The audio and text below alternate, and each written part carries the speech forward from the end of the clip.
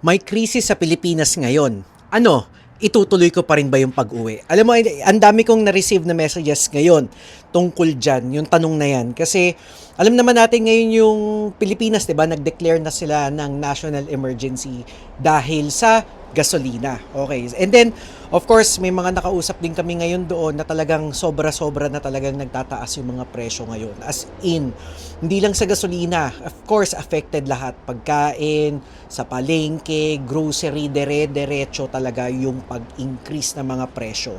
And then, of course, dahil nangyayari lahat yan, yun na yung tanong. Ano, itutuloy ko pa rin ba?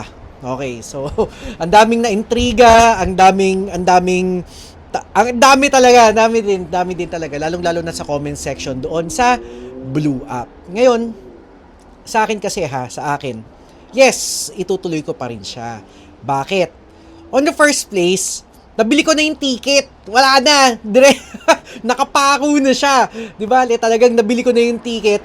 Do or die. Diretso na yan talaga. Wala nang atrasan. In short, yun na yun. So, at saka nabili naman namin ticket, one way na. That's the first. And then second is, ganito yan. Ako naniniwala ako na malalagpasan ng Pilipinas to. Makailang krisis na ang Pilipinas, patuloy pa rin na bumabangon ng mga Pilipino. Okay, sa akin sa akin yan, malalagpasan pa rin to ng Pilipinas. Next is, yung pangatlo, may 4 months pa. 4 na buwan pa bago kami uuwi ng Pilipinas. Medyo matagal-tagal pa. Siguro malapit pang pwedeng mangyari sa loob ng 4 na buwan. So, hindi pa ako ganun kinakabahan talaga. Pero of course, kapag kakapanood ko ng mga kung ano-ano sa balita, syempre, nandun yung kaba, nandun yung pag-aalala. Pero, sa akin kasi kapag iisipin ko, alam mo, ang Pilipinas, ilan na yung nalagpasan eh. Alam mo yon, mapakahit anong gobyerno man yan or kung ano man yan, kung sino man yung nakaupo or kung ano, parating nalalagpasan naman ng Pilipinas. And dadating yung point na talagang mag-go back to normal din naman yan, 'di ba? Pero of course, kapag nag-go back to normal, mataas pa rin, pero babalik at babalik, magiging okay pa rin yan. Sa akin So, sa akin, kaya medyo din may kaba, pero alam kong hindi rin ako worried. Alam mo yung mga tipo mga ganon. Next is, nakalimutan ko na yung last na sasabihin ko tuloy. Nakalimutan ko na yung last ko. 4 yun. Pero, yun. Hindi talaga. Okay lang yan. Magiging okay din yung lahat. Kasi ito, Pilipino tayo. Tsaka, yun, yung pang-4.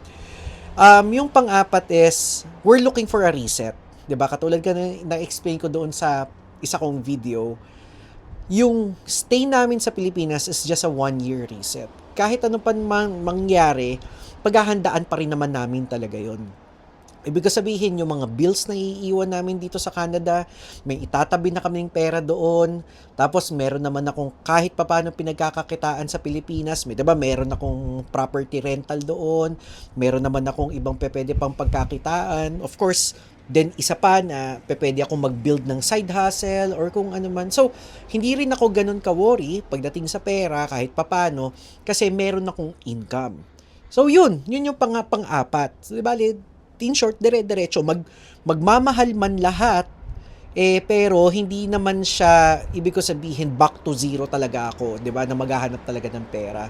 So, yun yung pang-4. Kaya hindi, pero siguro, kung ano man yung kinikita ko ngayon doon sa side income o sa side hustle, bababa yung value kasi nga taas ng mga bilihin kung sakali na lumala pa yung sitwasyon for the next 4 months. Pero para sa akin, tingnan mo, magiging okay yan. Sabi ko sa'yo, magiging okay talaga yan. Promise! Promise! Taga mo sa bato. Taga mo sa bato. Pero alam mo, sa mga since na-open up ko tong pagre-reset or pag-uwi sa Pilipinas, pagpahinga, or itry ulit ang buhay Pilipinas. Alam mo, madaming nag-comment na yun din pala yung ginagawa nila pero natatakot silang sabihin yon or natatakot silang i-share na yun din pala yung balak nila. Pero lahat ng nangyayari ngayon sa Pilipinas, dire-diretso pa rin, tuloy-tuloy pa rin kahit yung mga ibang nagplano na, 'di ba? Kasi syempre hindi ka naman gagawa ng plano na para bang, "O, lilipat ako ng Pilipinas." Pero wala kang plano, ayun, mahirap yung gano'n. Mahirap yun, 'no, uuwi ka basta-basta na lang, lalong-lalo na may pinagdadaanan. Dapat ready ka pa rin, eh. Dapat meron kang plano talaga, plan A, plan B, plan C, 'di ba? So, yun, diretso nyo. Ako diretso pa yung mga iba diretso pa din. So, yun, medyo relax lang or ano, basta importante may plano ka. And then at the same time naman, kahit papaano, yung mga nga support sa amin doon, kinausap pa rin namin, tuloy pa rin naman, 'di ba? Yung titirahan namin bahay, yung kotse pa rin namin gagamitin, nandun pa rin. In short, dire-diretso pa din. Kaya again, wala masyadong dapat ikaalala sa side namin talaga. So, ayun. Yun yung ano namin, kaya dire-diretso lang talaga. Pero alam mo na ano ko, ang taas daw talaga ng bilihin ngayon eh. Kasi syempre sa Pilipinas talaga, 'di ba? Nakaasa tayo sa tawag dito, sa gas eh. 'Di ba? Nakaasa tayo pagdating sa kuryente, pagdating sa mga bilihin, pagdating sa mga kung ano-ano, lahat tayo talaga nakaasa sa gasolina. Lahat nakaasa doon eh. Tawag dito kahit saan namang parte ng mundo. At saka dito naman kasi sa Canada, kahit ganit yung nangyayari ngayon, affected pa rin naman ng Canada. Lahat din naman. Pero of course, dito kasi parang sa ngayon hindi pa ganun karamdam talaga. Hindi pa ganun karamdam. Pero of course, nagtaasa na rin yung mga gasolina dito, yung mga grocery, nagkokonti-konti na rin nagsisipagtaasan, di ba? Pero kasi talagang yung sa Pilipinas, iba yung ramdam talaga eh. Yata, daw.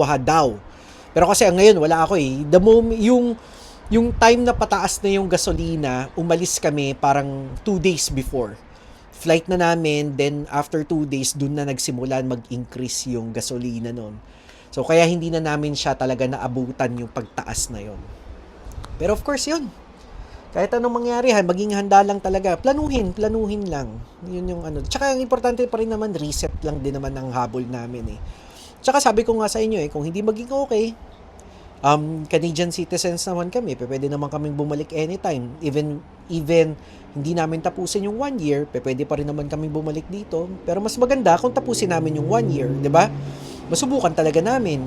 Maging okay man o hindi, maging okay, dire-diretso. Kung hindi, o hindi balik dito. O kaya, pwede naman makapag-establish na kahit papaano another na pagkakakitaan doon. Tapos, habang nandito ka, meron ka pa rin perang kumikita doon. Kasi, alam mo, iba yung may side hustle ka doon eh. Iba talaga yung may side hustle.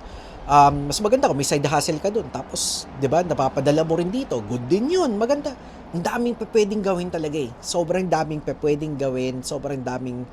Ang daming everything. Everything is open talaga. Plano lang. Tsaka of course, faith na magiging okay lahat.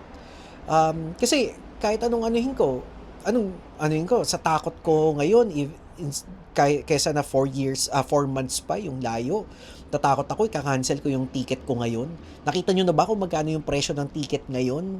Dahil sa nangyayari ngayon, grabe talaga yung mahal ng mga ticket ngayon. As in, sobrang mahal talaga ng mga ticket. Ako, kung naano nyo lang talaga, ang bilis tumaas. Yung isang araw, tumingin ako for September, return ticket 1.2. Tas ngayon, kahapon, kagabi lang, naging 1.4 na yung 1.2. Ang bilis talaga. And all over the news talaga na sinasabi na magsisipagtaasan na yung mga ticket dahil nga sa nangyayari ngayon doon sa Middle East.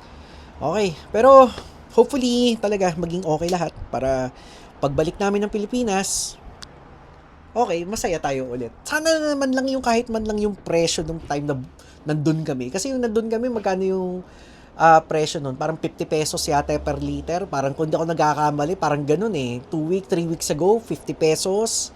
Ngayon, nasa 90 na. Parang ganun. Ayun, 80, 90. Ewan ko ba? Okay, sige. Ingat muna tayo. Maraming salamat.